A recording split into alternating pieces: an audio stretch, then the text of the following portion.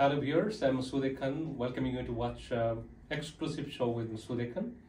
Today I have come to Saskatchewan province, Canada, and Saskatoon. I'm talking to the Member of Parliament of Saskatoon West, His Excellency Brad Redekopp. Hello Brad Redekopp, how are you? Great, good to meet you, Masud. Yes, so it's a beautiful country. I visit your country and especially your constituency. It's a beautiful and this is the best part of Canada. Right here is the best part of Canada. And you know that I'm from Bangladesh, basically. Yes. And the relationship between Bangladesh and Canada is immensely important. Bangladesh is a growing country, you know. Over past few years, it's rising faster. And I believe Bangladesh and Canada, we can have a wonderful partnership. So first, my question is, how do you feel today? And I know that you are the chairman of Canada-Bangladesh Parliamentary Friendship Group as well. So this way, Bangladesh and Canada, it has got a very wonderful collaboration. So if I ask you a question, that how do you feel that we can have this collaboration more tighter, more stronger, you know? Yeah, well, it's a good question. And when I became an MP in Ottawa in 2019, I was very interested in the Bangladeshi community. I'm close to the Bangladeshi community here in Saskatoon, and I wanted to do more to build up the relationship between Canada and Bangladesh. And actually, there had been a Canada-Bangladesh Parliamentary Friendship Association, but it was kind of dormant. There wasn't much happening, and so I got involved and was able to revitalize it a bit. I became the chair, and so it's been good to see other members of Parliament and senators who are interested in Bangladesh and Canada and how we can develop our relationships. And so that's why I got involved with that group in Ottawa, to try to do what we can from Ottawa to pursue more and better relations with Canada, between Canada and Bangladesh. Yes. Now my next question is, Brad, because a lot of Bangladesh, you have got huge population in Bangladesh, and you have got huge, skilled human resources in our country. And Canada, especially your province, you need a lot of good skilled human resources in our country. And you were also part of Immigration Parliamentary Committee in Saskatchewan, So if you could tell us about it, that how can we have collaboration, especially the skilled human resource, Yeah, that's a great question. So as you pointed out, I am the vice chair of the Immigration Committee in Ottawa. Mm-hmm. So I spend a lot of my time focused on immigration issues and how that works within Canada. One of the things, before I answer your question directly, I want to talk about students, because so much of the resource that you mentioned in Bangladesh, good quality people and good skilled people, that actually starts with students. Students who are young and vibrant with lots of energy, yeah, and they have ideas of things they want to do. These are very helpful people to Canada to help build Canada's future, Canada's economy. And so that's one of the issues that I jumped on right away was how can we get more Bangladeshi students into Canada? And there's a program called the Student Direct Stream in Canada, SDS. And this was something that it is granted for countries like India, for example, but it is not granted for Bangladesh, which means that if you're from India, it can take you just a few weeks to get approved to come to school in Canada. But for Bangladeshi students, often it would take months and often up to a year to get approved. And so that's something that I started working on quite diligently. It's been 2 years, and unfortunately the Liberal government has not seen fit to grant that privilege to Bangladesh. They've had all kinds of excuses and reasons why they couldn't do it. But just 2 weeks ago, I got a letter from the government essentially saying they're not going to do it. So that was very disappointing, but it is something that I tried really hard to get to make sure that more Bangladeshi students could come to Canada. Unfortunately, the Liberal government decided that it wasn't a priority for them, so that's unfortunate. Now, on to the other part of your question about skilled work in general. Canada needs skilled workers. There's no question. We do not have enough. We're going to have a lot of people retiring in Canada in the coming years, and we just do not have enough people to fill those roles. Where we have to be very careful is that we bring in the right people. And by that I mean, we want to make sure that if we bring someone in from Bangladesh, that we're bringing in somebody that can be successful here, that has a skill that's needed here, that can work in a job that they want to work in. And because it does happen that sometimes people come to our country as newcomers and immigrants to Canada, and it turns out that even though we may have given them points through our system and however the system works, that particular skill is not something where there are many jobs in Canada. And to me, that's a mistake, because we're encouraging somebody to move halfway around the world for a job that doesn't exist. And I think our government has done a poor job actually of really clarifying what skills we need and what skills we don't need. So that's something that I would like to see done better. The other side of this, and this is something that we've talked a lot about, is there are certain skills that are very high demand in Canada, and I'll use the example of physician. We need more and more physicians in Canada. We do not have enough. On the other hand, it's very difficult for a foreign trained physician to come and work in Canada. We have very strict rules, and it makes it very hard even if you're an experienced physician from another country to get licensed and the ability to work in Canada. It's very difficult, and that doesn't make a lot of sense because Canada's physicians. And so something that my leader Pierre Poilievre has talked a lot about is the Blue Seal program, which essentially what it means is that right now, where it might take a physician 4 years to become able to practice in Canada, we want to change that down to months, to 2 months, to make that process work quick. And because the sad reality is that there are many doctors in Canada who are driving taxis right now because they couldn't get a job as a doctor, and that's just a horrible thing. And so that's something that we need to fix in our country, and because we desperately need more physicians. And Bangladesh produces good ones too. So all of these skills we can use from people from Bangladesh. Excellent. So Brad, I know that your constituency, a huge number of Bangladeshis here. So if I'd like to ask you that what is your remarks about the Bangladeshi people living here in your constituency? Well, I have to start with food. The best part about meeting different cultures, and certainly Bangladeshis, is the food. I've come to understand that our Canadian food is really quite boring. It doesn't have a lot of spice, and it's a little bit boring, let's just say. And I didn't know that until I met all these wonderful people from Bangladesh and other countries too. So it starts, I love the different foods that different countries bring, and Bangladesh has some amazing food. So that sort of is the way to a person's heart is through their stomach, right? But the Bangladeshi people, I've loved getting to know them, not just in Saskatoon, but really right across the country. Warm people, very, very gracious, very giving, very helpful. It's just been wonderful. And I'm very much looking forward to visiting Bangladesh. I haven't been to Bangladesh yet. Excellent. But I hope to get there possibly in 2024. That's my goal, is to get to Bangladesh. I really want to see the country and get a better understanding of where folks like you grew up and have lived. We are very happy, delighted that you have got a huge interest about Bangladesh, because yes, I can tell you, Brad, because Bangladesh is a vibrant country and have got a very vibrant population, as you said by your own. I believe we can have a stronger cooperation between this country, and as very learned parliamentarian, you have come to know about the Bangladesh community here as well. And my next question is, how do you think that how stronger we can have this relationship, how vibrant we can make this relationship further, Well, I think, we already talked about people, human resources.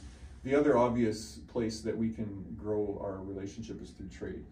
And being here in Saskatchewan, the heart of agricultural part of Canada, there's a great many products, red lentils, other sorts of bean products, that canola, that we ship to Bangladesh and currently trade with Bangladesh. And I think there's a tremendous opportunity to grow that. I know Bangladesh is growing, and Bangladesh is sort of a bit of a central hub in South Asia, and can reach into China and other markets. So I think there's a lot of potential for further exports to Bangladesh that can be processed in Bangladesh and sold throughout the region in that area. And of course, the flip side of that is we could be buying more products from Bangladesh. It's a two-way. It's always a two-way street. Trade is a two-way street. So I think Saskatchewan has led the way so far with our relationship between Canada and Bangladesh from a trade perspective. But I think there's many more things that can be done, and lots of things that can be done to grow that. I know here the University of Saskatchewan has the Global Institute for Food Security has done a lot of work in that regard of developing not just trade, but also the skills in Bangladesh to grow better crops and to do expanding the knowledge base and sharing some of what we've learned here in Canada with the people of Bangladesh too. And I know there's the Bangabandhu Institute that's growing between the two, and so there's a lot of things that we can do. But ultimately I think we've only just begun. I think we've only scratched the surface of the potential for the relationship between Bangladesh and Canada. So I'm looking forward to where this will go. Excellent. Brad, you know that in the whole world, youth leadership is again a very important topic, And Bangladesh is a country who have got huge number of young people. And I'm sure in Canada we can have a stronger collaboration with the young people, like youth exchange program. So if you could tell us about the youth exchange or the educational exchange sort of things, Mm-hmm. Yeah, it's always the future of both of our countries is from the youth, right? The youth are the future of the country, and so it's important that we invest in youth and that we are able to give them the skills that they need to grow and to develop into good, very stable people that and they'll be the ones running our countries in the future, right? So any programs that we can do are great, and so these exchange programs work well because they expose students to different cultures, different ways of thinking, and that always expands your horizons and makes you a more well-rounded person, I think. And so I know that our province is working on some of those things, and there are other programs like that in Canada, and those are important. And I myself have actually gone on different trips around the world for shorter periods of time where you get immersed in different cultures, and you just learn so much, and it really changes your perspective and often changes the course of your life after having experienced that. So I think they're great ideas. True, and you know that the European Union, they have got a talent partnership program, So I'm sure that you can also think the talent partnership program between Bangladesh and Canada as well. Yeah, that's an interesting idea and something we should pursue more in Canada, I think. Yeah. Excellent. So, okay, Brad, we have talked many other issues, and as you said, trade and investment, again, very important issues. So if you can elaborate about trade and investment cooperation between Canada and Bangladesh broadly, Mm-hmm. Yeah, I think it's so important that we build both of our countries when we do trade. Trade really needs to benefit both partners for it to be successful. And I do know that Bangladesh is growing rapidly, especially the middle class Bangladesh, people that maybe have a little bit more spending money and are able to enjoy a bit better foods and a bit more options. So I think there's a lot of potential for, again, grain products and other things that we can produce here in Canada going to Bangladesh. But also the products that Bangladesh can produce, whether it's clothing or other things, that those can then come back to Canada, and we can grow both of those relationships. And so while at the moment I think Saskatchewan is leading the Canada portion of the trade that we do with Bangladesh because of our agricultural products, I think as we look into the future, of course the agricultural products will grow, but I think there's a lot of other product categories that can grow too, like I mentioned, clothing, for example. And that wouldn't just be Saskatchewan, that would apply across the country in Ontario and BC and other places. So I think we have to continue to work hard to develop relationships. I think the way that I've observed the world works is when you develop a relationship with somebody, you begin to trust each other, and you're willing to take more and more steps down that road of trade. And so I think that's why these relationships are so important, because they help us to get to know each other, they help us to trust each other, and then we can do more and more business into the future as we go. So that's where I see this going. Yeah, Brad, again, the women empowerment is extremely important. Bangladesh is a country, also the example of the women empowerment as well. So if you could give our remarks on women empowerment issues as well. Yeah, it's important that we engage all the people in our culture, and as things change and years go by, people get different perspectives, and certainly women are an important part of our workforce. And in order for women to be able to work, there's certain things that have to happen. Like, for example, we have to know that children are taken care of. So we need to have proper ways for parents and grandparents and others to look after the children. We also have to make sure that women's health is a strong priority, and that women have what they need in order to be healthy. And so these are some of the initiatives that Canada has done in the past, particularly working with maternal health, because of course women are the ones that have babies in our world, and so we have to make sure that that's something that is properly handled, and women have the supports they need in order to raise those children and bring them into the world, and make sure that we have new workers to replace the ones that are retiring. And so we have to have that all working together. So I think we've done a good job of that in Canada, and I think knowledge and expertise that we can share, and just some helping other countries that may need more help in the area of particularly maternal health, and making sure that mothers have what they need to do what they can do, and that allows them to potentially work in the future as well. Excellent. Excellent. Brad, we have talked so many issues, and you have talked about you liked Bangladeshi food so much. I'm sure the Bangladeshi people will get to know. Do you know any name of Bangladeshi food? Well, you know what, I got into a bit of an argument about biryani. Yeah, and the argument was good. Who makes the best biryani, and it was about is it Bangladesh or is it some other country? And so I was very quick to defend my favorite biryani is Bangladeshi biryani. Wow, and in that's fact, great. I have to tell you that just before I came here, I had some very good Bangladeshi biryani in Saskatoon here. So that's one of the things that I really enjoy about this, the way that our community has grown. I think we have about 5,000 Bangladeshis here in Saskatoon now, and the community has grown.